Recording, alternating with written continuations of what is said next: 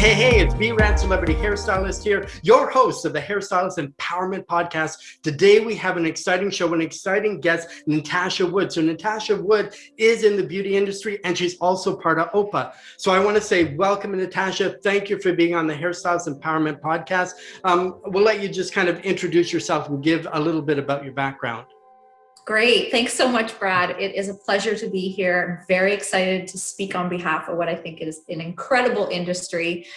I was really born into hairstyling, and that is not a joke. I was literally in my mother's stomach until she was about 8.5 months pregnant, and she was still behind the chair. So hairstyling for me, the industry really represents family. And I say that because my mother, as well as my sister, are hairstylists, business owners in the industry. And I got into it really, being in the salon at a young age and seeing the value that they brought to their guests, the experience that they brought by doing their hair and making them feel great. So I got caught up in that. And I was also forced to experience perms at a very young age, which I probably don't want to go through again.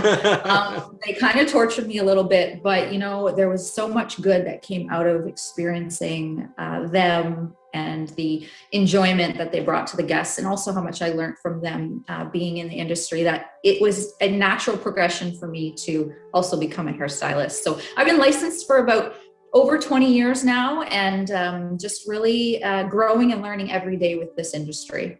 Wow. So you were born into the family of hairstylists and estheticians. How would you relate that to your experience kind of growing up?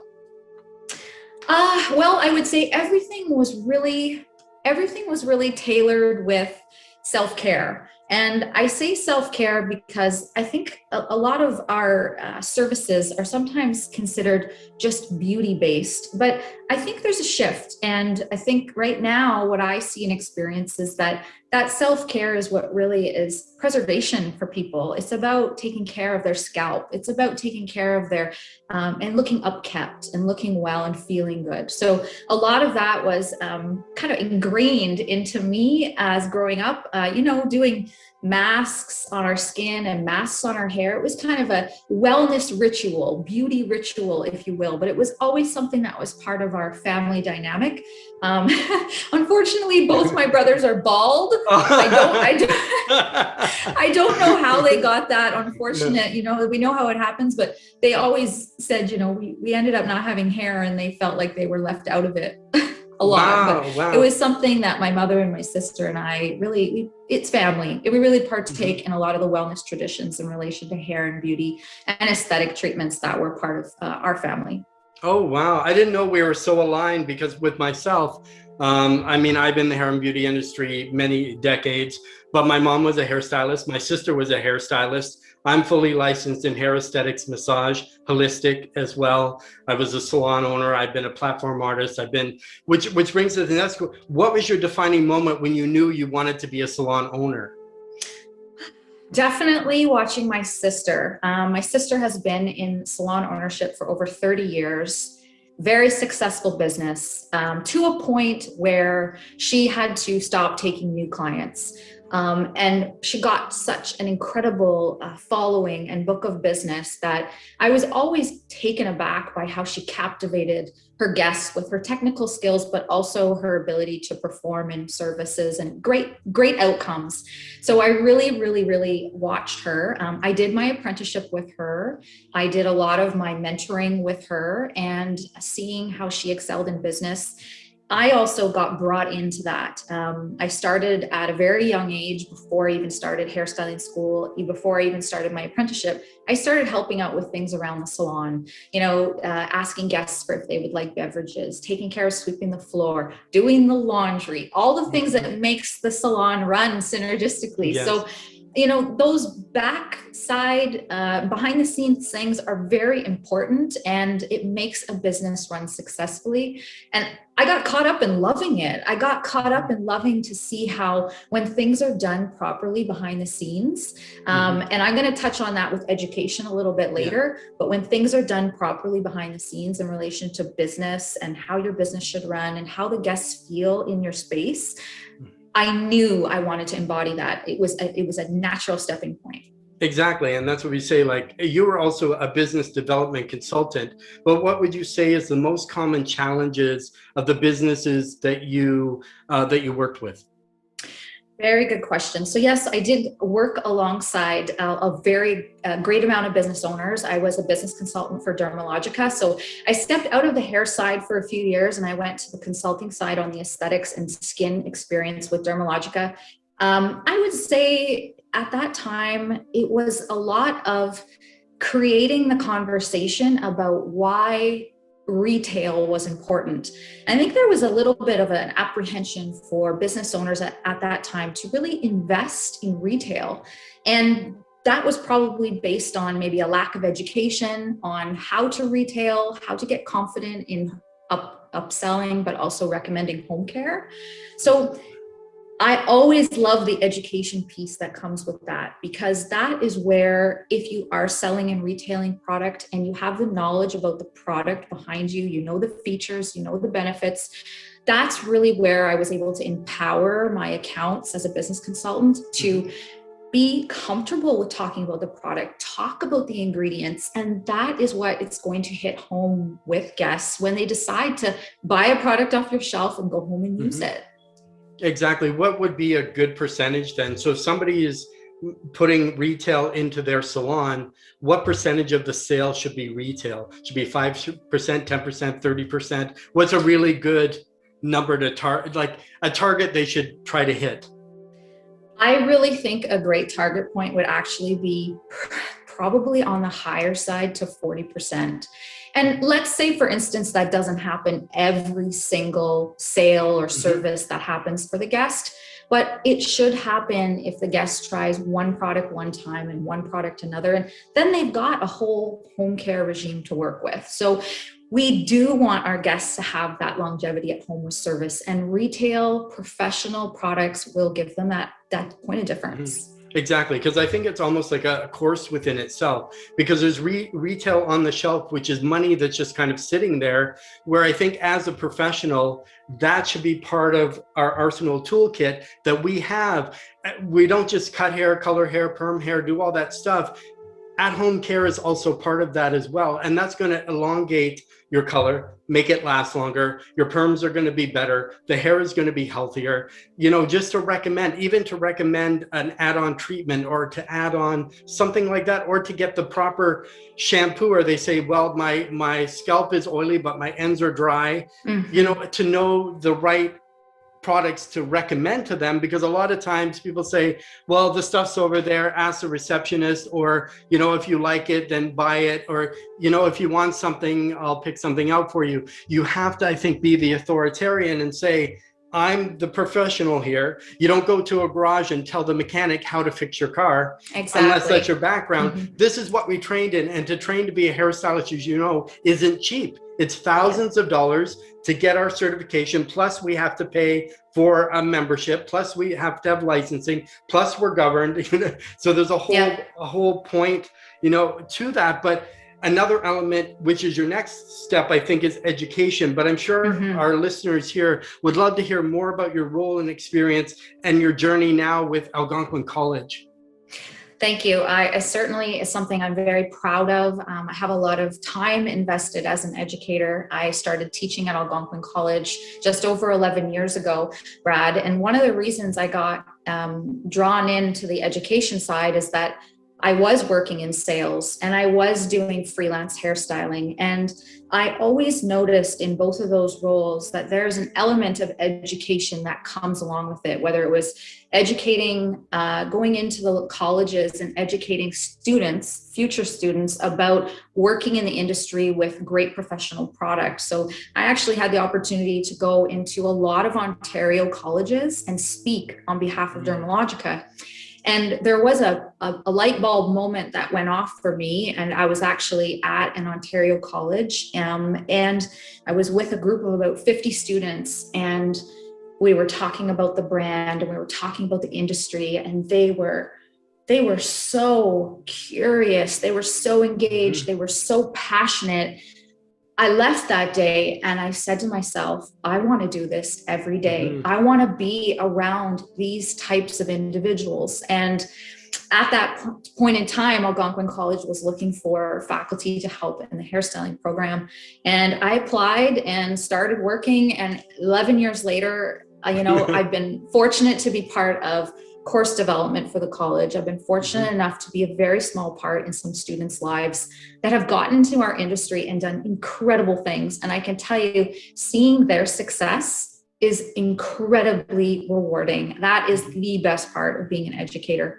It really has been such a formidable experience. I think that's what it is too. That joy that you get, as I say, putting those curriculums together, but seeing that when the light bulb goes on for a student, or you've seen that change or the transformation of when they started, at the college and by the time they finish. But we have so many levels to us, and you're a master of one that because as hairstylists now, we're not just hairstylists that cut hair, perm hair, color hair, that we also have to be smart in business. We have to be smart in what I'm going to make my point now. You have the most amazing social media. Your Instagram social media is incredible. So what tips can you give for those who want like a better online social media presence? Okay, so content is everything, right? I will say that. People that want to follow your social media, whether it's your business or your social, personal, make the content authentic and make the content about the business. So for me, in my particular business with the social media component, it's always about staying on brand. And for me, on brand means a lot of different things. It means wellness. It means products that are cruelty-free, eco-consciously packaged. And with that, I make a point of adding that into all of my content. And I also make sure my content is regular. So you don't want to disappear off Instagram for weeks and weeks. You need to be continuous with content. It needs to keep coming up. And the other component is engagement. So guests that view our social media, they want to get involved. They want to be part of a draw, of a giveaway. They want to have feedback. They want to see what is important to them. So whenever I post something, I always make sure every few posts are going to captivate a different guest or a different guest's interest. And then it's sometimes just about having fun. I mean, I've had some giveaways lately that have been just so fun to get people involved. Post a comment, do a share. And authentically, I always believe that if I'm going to put something on my social media, I've got to believe it. It's got to be true. I've got to see the results. So for me, with product, when I talk about a certain brand, I've tried it. I've put it to the test. I've seen the results. Now I'm going to endorse it. And as a stylist, as you would probably agree, as somebody in this industry, we don't want to send a guest home with something that's not going to benefit them or give them results. We want them to come back and say, wow, you were right. My hair feels incredible. Or I really, really enjoyed that. That is the ultimate goal all the time. And do you believe that having a little bit of personal stuff in your social media is okay too? So you get that connection with them. So it's okay if they maybe post a picture of their puppies or their spouse or a day at the beach or something, but still relay it back to the brand? Careful line with that. Okay. I do feel like as a representative of a business, there is a personal side that guests want to share or know. And I say that because guests become family. They truly become part of your family. You learn a lot of things about them personally, but I feel like there's a fine line between what we post personally and also what's in good taste. Right now with what's going on in the state of the world, I'm very cognizant of posting things about before and afters, because there's a lot of people sitting back right now that can't get their hair done. So do I want to evoke a negativity with the post? Yes. No, I want to have inspiration. So something that's still engaging, but positive. So personal stuff, yes, to a component, maybe what ties in with the brand. So for me, I talk about what might be important to me with wellness and the approach to product, but it isn't necessarily just personal, always personal. No. It's got to be related to the brand. Because I think too, when you're on Instagram is almost like a magazine. So it's beautiful pictures. And if people were looking at a magazine through your feed, that they would see. And same with, and I know you also do quite a few Insta stories and that sort of thing as well. And I think that's a better way also for people to engage and with the stories, and people can come on, but you can also share then a point of view. Or like you said, right now, yes, we're in a pandemic, or a lot of salons are closed, and some areas they are and some areas they aren't, but we still have to be very aware of these people, which kind of brings me to my next question. How important would you say the role of psychology plays in relating to people? Huge. It's huge. Huge. We'll do a mini version. Yeah, both you and I have both taken psychology, and I've taken sociology, and we're very aligned, more than you know. Yeah. Okay, well, that's really exciting. I love that about you, Brad. And I love that we both have that background. And there's a lot of times that within a conversation with a guest, I draw upon things that I've learned based on psychology, and it's a lot of listening and interpretation.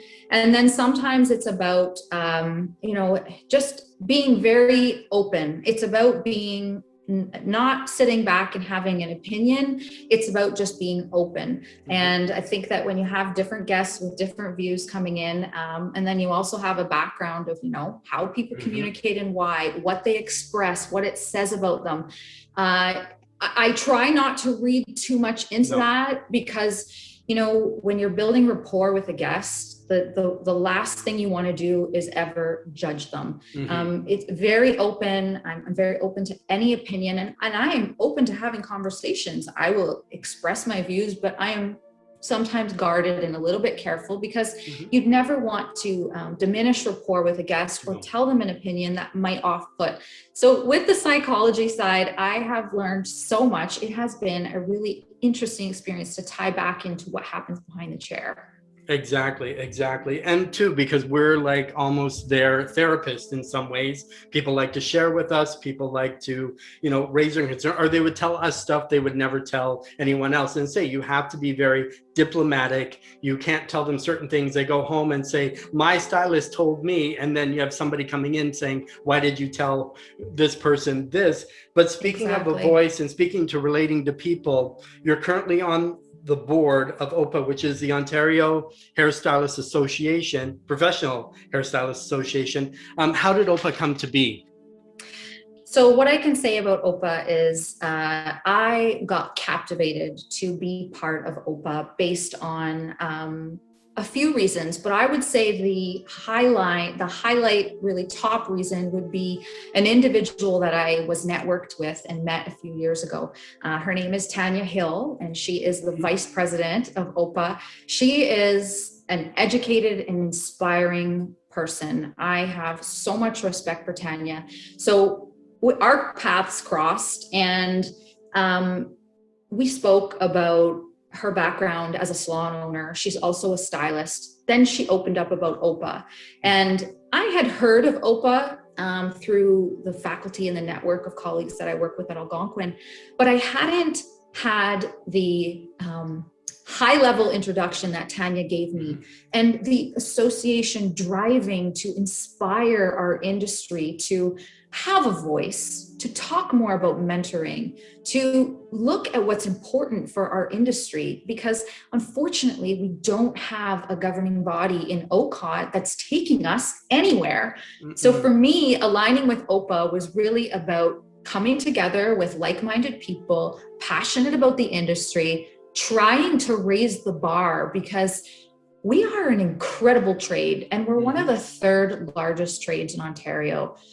So Tanya captivated me, and I have not looked back. I've committed myself to being a board member. It's probably one of the best decisions that I've made, just becoming part of that and feeling like I'm connected to something. So with your role, what's your role on the OPA board?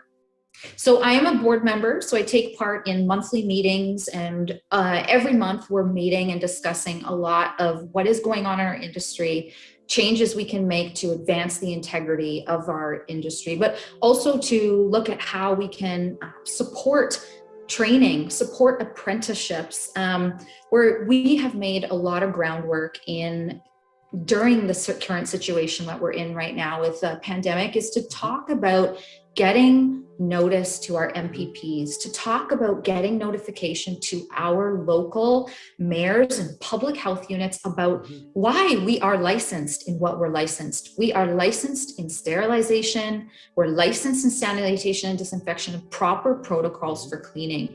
So that really is something that when I joined OPA, I got more and more interested in, because I feel as if, unfortunately, there's been a bit of a disconnect. We should be recognized, and unfortunately, there hasn't been a lot of fairness to our trade and industry.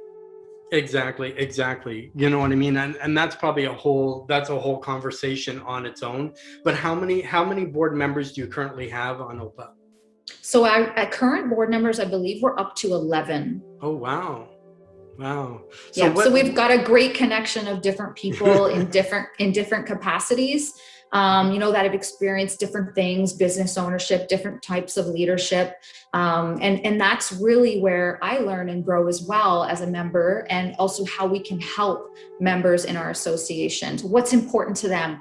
We are holding frequent info sessions to make sure that if there's an interest, come out, listen to a call. If anything, you're going to come on the call and you're going to network with people in our industry. And right now, we need that more than ever. We need to be connected to people that are in our industry to bring our voices together. Exactly, because I know your first initial call, I was on that one when you were doing one, and it was incredible seeing everybody there, hearing the voices, and we really do need a voice for us. Like you said, there is OCOT, but then, as I say, with OCOT, they haven't been as vocal, or they haven't been kind of out there or aligned or really done anything with our industry. And that's one thing, because like you said, we do have, as part of our course curriculum, we do have bacteriology, cleansing and sanitation, and say blood pathogen. And I probably more than enough COVID-19 certificates already now.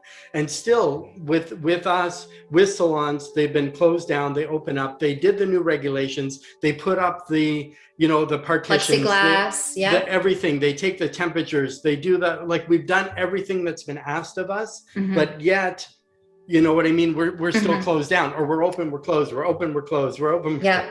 And you know what, to make a parallel to that, and I'll be careful about what I say here, but I know this is kind of a hot topic. I have a friend who's in the medical field, and it's been a comment that, why are certain areas of care and wellness available, but ours is not? And I think there is a perception that what we do is all about beauty and fluffy and, making people feel good about looking good. And it's not about just the look, the feel of having a clean scalp, a clarified scalp, a properly done pedicure for somebody who struggles with movement or mobility. Those are things that our clients and guests come to us for. They depend on us. And, not having a haircut for several months, that weighs on people, especially if you're wearing your hair in a shorter hairstyle, or the management of your hair is just not in your capacity. That weighs on people. It affects their mental health. It affects how they look in the mirror and how they feel. Exactly. And that's certainly it's a mental health. Not everybody comes just for the haircut. Some because they just need to vent. They just need to talk. They need to feel better. Because even for some, just even coming in, having your hair shampooed or whatever, it's wellness. It's basically wellness. We are part of the wellness industry psychologically, because that's what we're also transforming as well. We transform their image of themselves. We do more than just cut hair. And on that point, just to say one more thing about that, I have a few guests that have mobility issues with their arms, and getting a really good scalp massage, it shows in the scalp. They are not able to do that. So when they come to me, I can do that for them. They don't struggle with the mobility issue. Their scalp stays healthy, and that goes a long way in them feeling and looking good. Yeah, and that's exactly it, because as I say, it is then a health concern. Like you said, a pedicure. What if somebody has ingrown toenails? What if somebody's elderly that they can't have somebody do, and then they have to, then infection sets in or something else. But we are definitely important, and we may be repeating something you've already said, but kind of what initiatives has OPA taken thus far, or plan to take in the future? So I think OPA right now, because of where we are in the situation of a pandemic, we are really trying to create what we would ask for and to call to action is fairness. If 25% of businesses, 25% capacity are available to all businesses, all offerings of services, then our industry should be as well. So what we're trying to do right now is really get that fairness message across to local MPPs, to our mayors, but also to advocate that, you know, here's what we're trained in with the bacteriology and the cleaning. Here's what we're trained in. We've done it. We've continued to do it. Our cases have been very low, if any, and work with us because we want to work. You know, diminishing our ability to work is, I think, the big takeaway here. We want to work. We want to work with the government. We're advocating for that voice right now to have them know, you know, we are hairstylists, but we're a lot more than just doing hair. Exactly. So how does OPA plan to help Ontario hairdressers, like maybe getting information out there or emails or that sort of thing? So what's their main focus plan to help the hairstylists of Ontario? So the focus right now is awareness to our local MPPs. So letter campaigns. We are trying very much to work on having that fairness message brought to them and advocating for what we have been trained in and making sure that they're aware of it. We are reviewing different, so I'll say different industries and what they've been trained in bacteriology, and making parallels to if that's similar or if it's different, if we needed to upgrade, then here it is and we will do it. You know, just getting that message across to them. Really having a voice, because unfortunately, as we've both mentioned, OCOD is not doing that for us. No, not at all. What do you believe the biggest challenge is right now for hairstylists, salon owners, and the beauty industry itself? Well, I can say for what I feel is happening within certain regions in our province is when there are lockdowns and shutdowns, you know, and that's what's impacting us the most right now. Unfortunately, a business owner in, let's say, an area in Toronto will see their guests go to a different region and have their hair done somewhere else. You know, what that means as a business owner who has built loyalty with that client, who has secured that client and built that rapport, it is incredibly detrimental to their future of their business. Because now that one individual has gone somewhere else, but that one individual turns into 5, it turns into 10, it turns into 20. So it's a domino effect that a lot of our businesses are seeing their business go elsewhere. They're also seeing their businesses go to the drugstore. And I am witness to this because sometimes I hang out in the hair color aisle at the drugstores, picking up clients. You know, I have seen those aisles and that specific aisle in the drug mart, Shoppers Drug Mart, which is in my neighborhood, and it's always full right now. Yes. You know, and I base that on 2 reasons. I see it, but I also have guests that are still contacting me to say, I want to color my hair. What should I do? At that point, you know, we want to give them the right product, the professional product that would be, you know, the best benefit for their hair, not sending them to the drugstore to go and buy drugstore color. No, and that's the main thing, because I think that's the dilemma now with some stylists. They want their clients to hang on, but it's then, do I put together an at-home color kit? Don't I? Because legally, I don't believe we can sell them professional product, in my opinion. But I mean, people will wait if they want to wait. If they're that good for, you know, they'll wait. But then again, I think that's to the discretion of the person themselves and what they choose to do. But did you? And I did, you know, yeah. I mean, right there, you hit kind of a sensitive spot, if you will. Like, I do see a lot of salon owners taking the professional kits, color, and making them into home color kits for the guest. I mean, and they are selling that. Okay, so they're creating a bit of retail revenue from that, because it is now at this point retail, even though it's professional. But you know, we want our guests to go home and feel good and look good. We want them to feel their best. So maybe that benefits them. But for me, there's so many things that could go wrong there. Over processing time, they've mixed it. It's the wrong equivalents or ratios.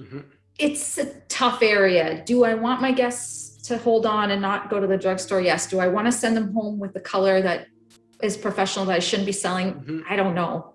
Yeah, because it's a tough one. Yeah, and most colors now, it's with any kind of color, every color is almost correction.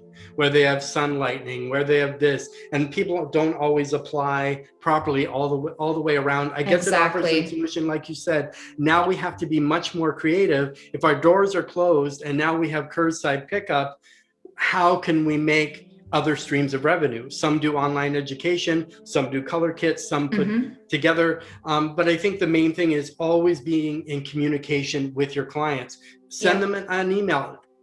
Do a little video and say, hey, it's me, wondering how you're doing. This is where we're at right now. So as of yet, the date is such and such that we're ready to open. We're glad to take you on. I know some clients are frustrated because they've been booked, canceled, rebooked, canceled, booked, recanceled. So it's just, but eventually we'll reach some equilibrium where it will kind of, it'll all kind of balance. But I think the alternative, I'll say one thing, Brad, just the alternative to sending them home with color or the alternative to them going to the drugstore is there's a lot of great products out there that will provide coverage, whether it's a spray or a mascara wand, or so, I have some products in my repertoire from a brand that I use, and I would recommend that first and foremost over the color, because as you said, the application, the color correction, and the not damage, but hopefully not like a big correction would come possibly from them doing their own color.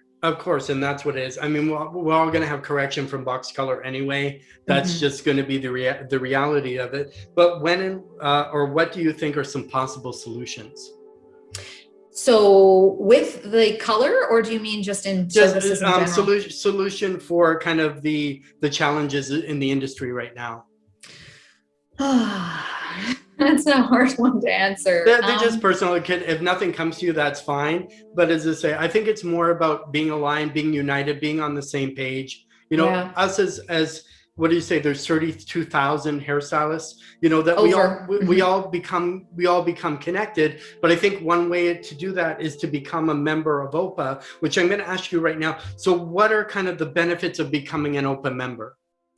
Well, I think first and foremost, one of the benefits is becoming connected to a strong network of like-minded industry people that can keep you motivated, but also keep you informed of what's going on. So right now, OPA is doing everything we can, and we are really getting first line information about our industry. And we want it to go out to our members as soon as it becomes available. So if you follow OPA on Instagram or Facebook, you're going to see updates.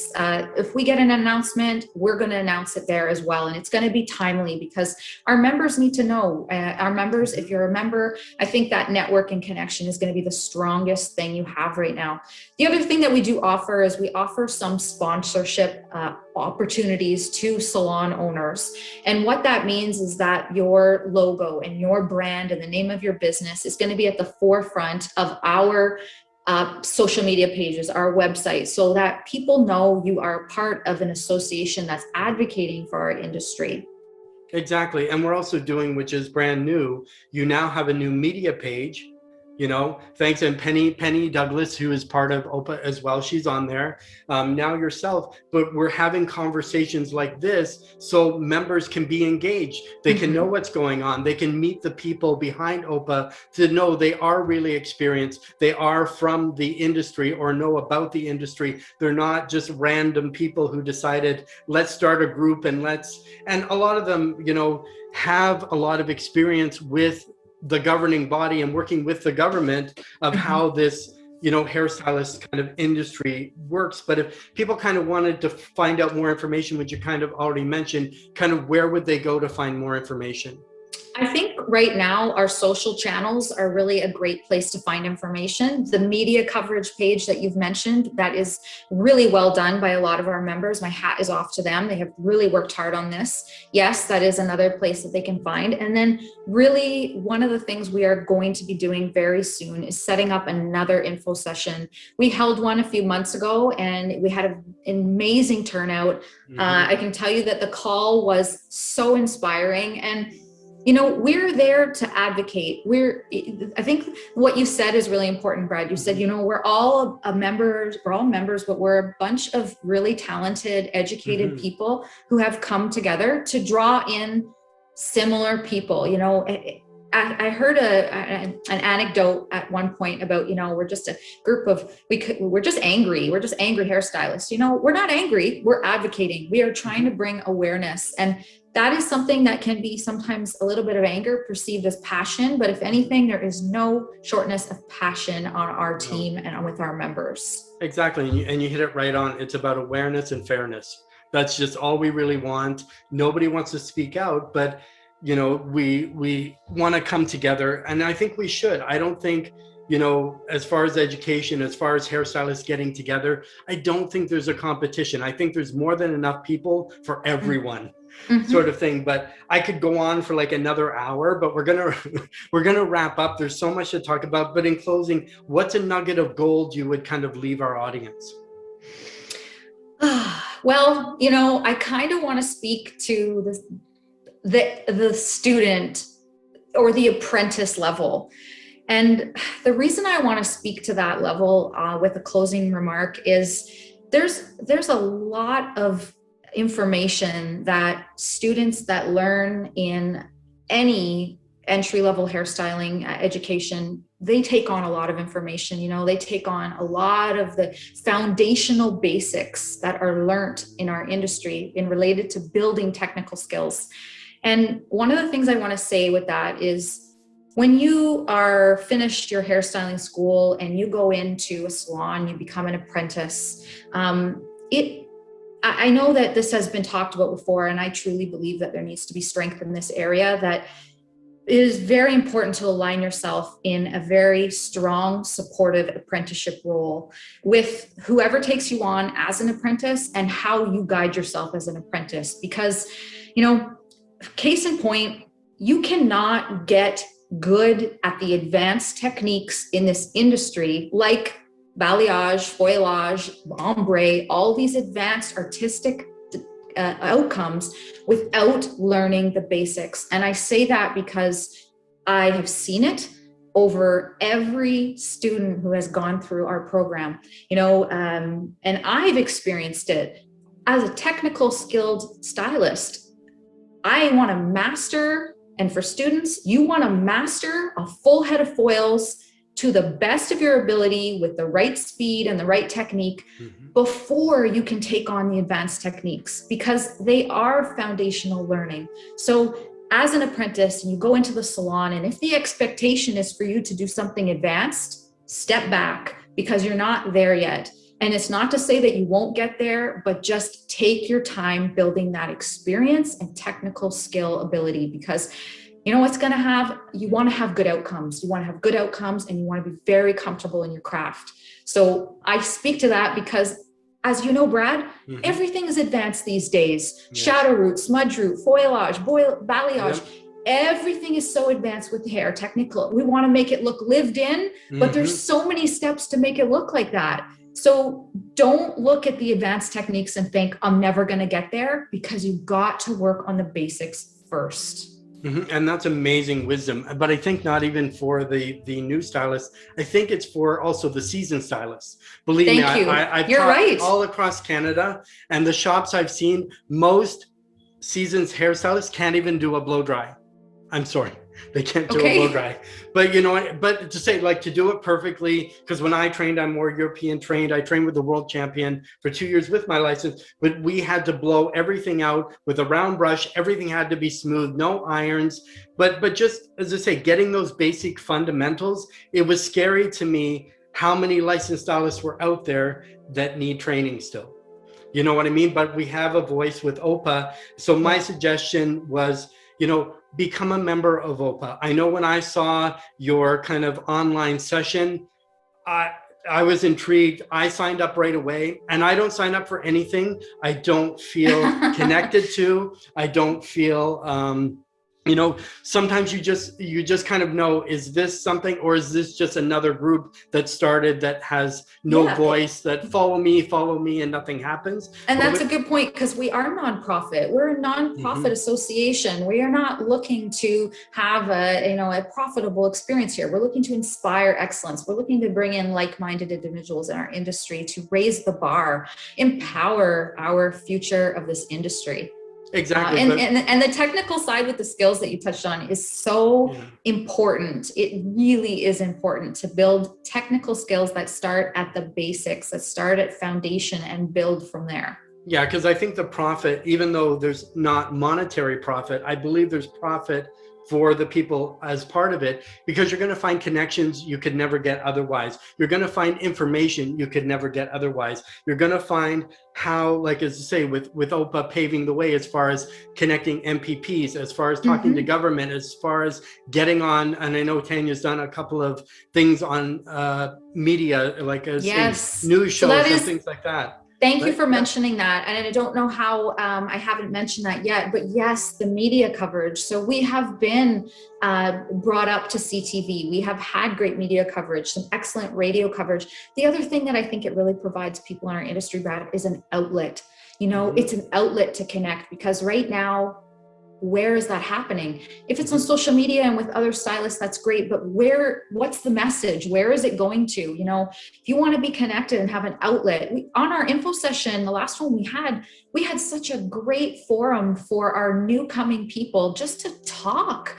Tell us what you're experiencing. Tell us what is going on in your businesses. And everyone benefits from that. It was such an open and fair platform that really inspired me more. You know, I learned so much. You know, I'm a board member, happy to be, but I learned so much from other owners and stylists. And I know that anybody joining us is going to have that same value and takeaway. Exactly. I know I was on there. It was literally packed. It was literally packed. It wasn't like 6 people. It was packed. And everybody has a voice. And I think with hairstylists, we're naturally creative. We're naturally conversationalists. We're naturally, and I think for them, a lot of them just want to somewhere that they can vent to, or just kind of share their experience of what they're going through right now, and to have a governing body that will listen to them and be their voice. Because basically that's the way, you know, things are supposed to work. It's supposed to be the voice for the people,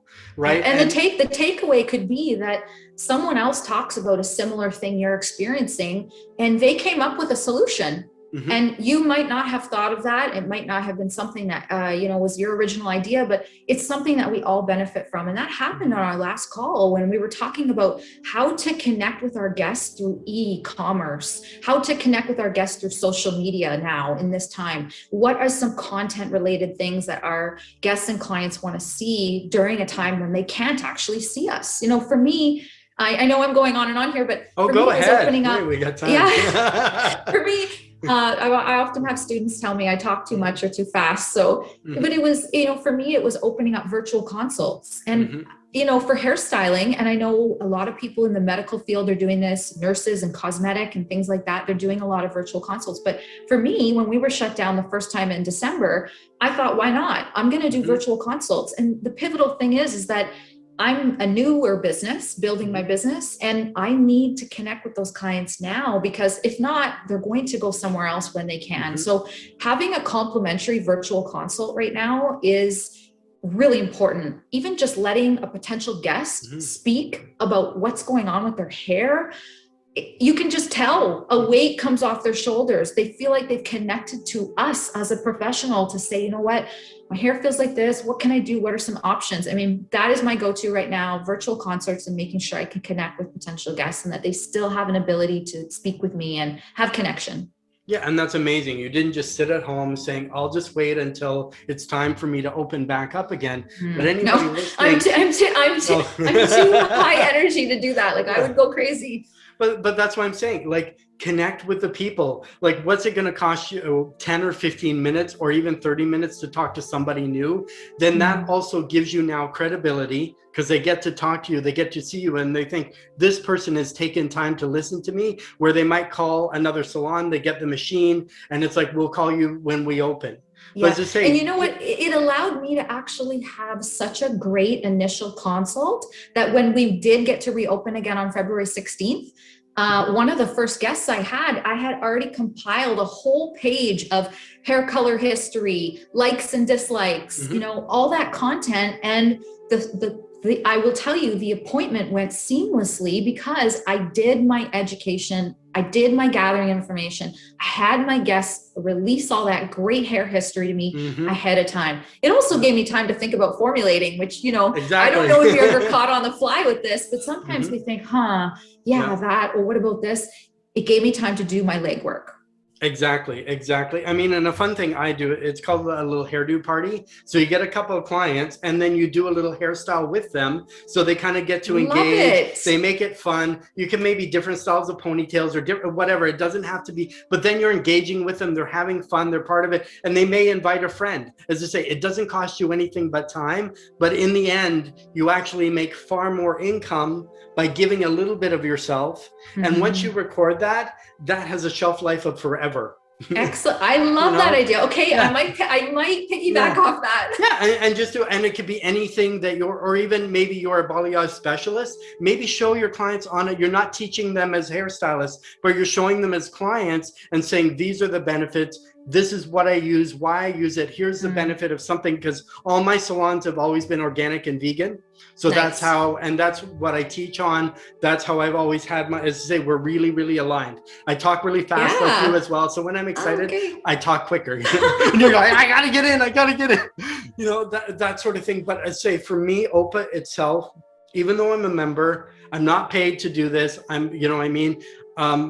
To me, it's more like family. It's more like a community than it really is like, here's this entity that I believe is going to speak for me and I never hear from them. Yes, believe and truthfully, we're both not paid. You're a member, I'm a board member, I'm not paid. I devote my time because I want to. I devote my time, it's my choice. You know, and that comes with benefit. It comes with great benefit. Like you said, anytime you put in now, it's going to pay off later. Exactly. Because one thing I always believed, money comes through service. So the more service you do, the more money you'll make. You just, because a lot of people think you can get instant, riches overnight. Everything is quick. Or I'm going to take that advanced balayage course and I'm going to charge $350 a client and I'm going to make a whole load of money. But when they start coming back with orange hair and spotty, and nothing, and two, because a lot of people don't know how to do a shadow root. They don't know how, and they do shadow roots with permanent color. Don't do that. But you just said a bad word. No.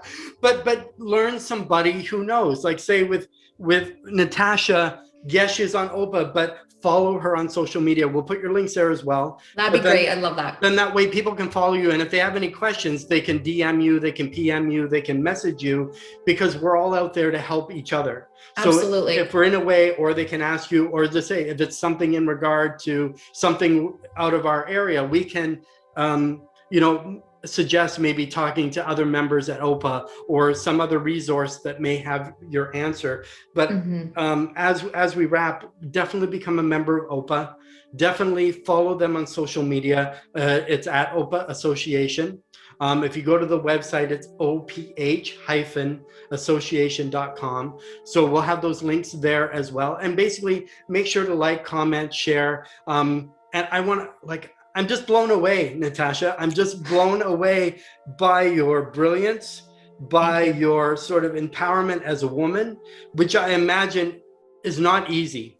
Being in business and being a female in business, it can be a little bit tougher. Well, I must say, first off, you're very generous. Thank you, Brad. I love that we're so like-minded. And, just even from this and discussing OPA, that's where we connect. Like, that is it. I hope people see that, is that I know you now because of OPA, and we connected because of OPA. So this connection and being on OPA will provide other people great connections like this, because I know this is just the starting point. But yes, it's very generous of you. And yes, being in business is a challenge. It can be, it's all consuming, I will say that. And I think like you can relate, you eat, sleep, and drink it. You think about it all the time. You're always thinking, the wheels are turning, about creating great content or creating great hair and meeting guest needs. And, you know, for me, a lot of that, and I'm going on and on again, but for me, a lot of that is just soliciting feedback. And I think being on OPA is basically going to give you the opportunity to give feedback, talk with your network, talk with like-minded individuals. We solicit our guests for feedback. You know, we have the ability to do the same thing with OPA. Go to OPA, gain information, get knowledge, be inspired to do more for our industry. We are strong. We are going to see this through in a very strong way. I know we will. And coming to OPA is going to give you a foothold in that right now. Wow, that's amazing. I keep wanting talking to you. I know. I have more questions. And again, we can have a part 2, a part 3 we can have, because there's so much. So one question that came to my mind, because your nugget of gold was about students. So this happened when I was in school. So many students, once they leave school, want to open their salon right away. What's your what's your suggestion for that? Such a great question. Such a great, and it can be a tipping point for students at that stage, because, you know, there's a lot of drive to be an entrepreneur. There's a lot of commitment comes from being an entrepreneur. There's also a lot of reward, but there's also a lot of responsibility and a lot of risk. So, you know, what I would say, if, you know, because I experienced this actually in a little bit of a different capacity, but when I first graduated from hairstyling school, my sister had just opened her business. And at that, this was over 20 years ago. And at that point, she said to me, you know, do you want to come in with me? Do you want to do this together? And, you know, I thought about it, and I was, you know, I felt like I was a few steps ahead because I had been in the salon my whole life. But I still felt, on top of learning my skill set, now I was going to be encompassing a business responsibility and ownership. I did it. We went in together. 5 years later, I burnt out. I burnt out because I was working behind the chair a lot. And I am so grateful for that, the time and the commitment that guests gave to me and I gave to them. But then I went home and did a lot of the business stuff.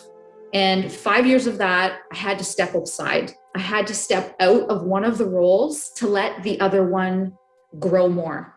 And I did step out of the business ownership side so that I could work on being a stylist, work on the service end. You know, I still got caught up in helping, because even though I stepped out, I was still working with my sister. So we hired, actually all in the family, we actually hired a cousin of ours, and she took over my side, and I was able to focus on the service. But, you know, putting both of those together initially was challenging. So what I would say, pick one, know the risk and reward that comes from being an entrepreneur. But also know that if you are a student and you have so much technical skill to then perfect and learn, that if your passion is the service, then go towards the service. And I say that because both pathways I have seen work for some students. Like, you know, Brad, having an education background and getting the opportunity to be around some of our students for the last 11 years, I've seen great success from students that have taken the business path right out of the gate. And I've seen incredible success for others who have been on the service side. So pick one. Be passionate about it. Think long and hard about the opportunities and the time you have to give to both. And also think about what truly is a passion for you, what truly is your happy place. For now, I will say, after all that experience, having both is my happy place. But what I will say with that is, for me, in the way I run my business, it's about quality over quantity. I do a lot of advanced color techniques, probably similar, like a lot of people. I book 2 to a max of 3 clients in a day, because some clients take up to 3.5 to 4 hours to do a major balayage, a major color correction. So quality over quantity. I can concentrate on the business. I'm also an educator. I'm also a mom. So, you know, at this point in my life, I feel like I found the balance, but it took me years, literally years. Exactly, because when you have that pie, if you take something out of one piece, you know, if you want more in this side, you're going to have to take it out of somewhere else. Exactly. So if you want to spend more time at the salon, it's going to take more time away from your family. It's going to take more time away from vacation. It's going to take time away from, there's always that balance. And probably in our next session, we can talk more about family life balance, working with family, you know, all that kind of stuff as well, because there is a lot, and there are a lot of hairstylists that are providing for their family. And it's like, I need to be at home with my kids, but I also need to work in order they can eat, have clothing, and, you know, getting that balance of having a vacation, which I think one thing is, because one thing that's wrong is salon owners do not pay themselves, which I think is number one wrong. But this is a whole other episode. But I want to keep, we've been talking for over an hour. See how fast it goes. But in our part two, if you'll, you know, engage me and come back, we'll talk more about these kind of relative things, because it just blows me away the amount of wisdom you have. Oh, thank you. I'm so grateful you've found that. And I agree with you. Salon owners, we have to have accountability for our time. You know, everybody has to have accountability for our time, but when you're a business owner and a service provider, your time just got even more compressed. You know, like you said, add the family dynamic into that, and the pie gets less and less and less. So be accountable for your time. And, you know, going back to OPA, the time for me that I put into OPA is always beneficial. I never get off a board member call and think, oh, I just lost an hour. I always leave going, amazing. Grind. Let's work. We've got things to do. There's movement. There is a voice. And I always benefit from putting my time in with OPA. Yeah, because it's amazing. And I want to do a final plug for the vice president and the president. So for Tanya and for Debbie, the work they do is incredible. You know, I mean, follow Tappa Hair as well. Yes. We'll put all these links down. But if you really want to see what some great social media looks like, you want to be informed. So I guess those are my 2 points. Number one, once you finish listening to this, go to the OPA website, sign up to become a member. Number two, follow them on social media. Number three, follow all the links I have below this video. And great message. I echo all of that. You will not be disappointed. Our president, Debbie, and our vice president, Tanya, incredible, inspiring women. I could not be prouder to be part of OPA. Amazing. So I want to say thank you, Natasha, for being part of today's conversation, because it's not really an interview, it's a conversation. It's a dialogue between two individuals sharing some same common ground. So we hope that you'll come back next time. Make sure that you're going back to the OPA website on a regular basis. Check out all their pages. Their media page which this will be on, that you can kind of see. And for me, so I know I'll be watching and rewatching this over and over and over, because there's so many notes that you can take and be inspired. Maybe have your own little hairdo party with your guests. It could be a small group. It could be a VIP invite with your most special clients that have not given up on you during this time, and you know that you'll see them soon. So I keep saying goodbye, but this time I really mean it. So I want to say thank you so much, Natasha, and I want to say thank you everyone for listening, and we'll see you next time. Thank you, Brad. Thank you, everyone. It was a pleasure. I can't wait to be back.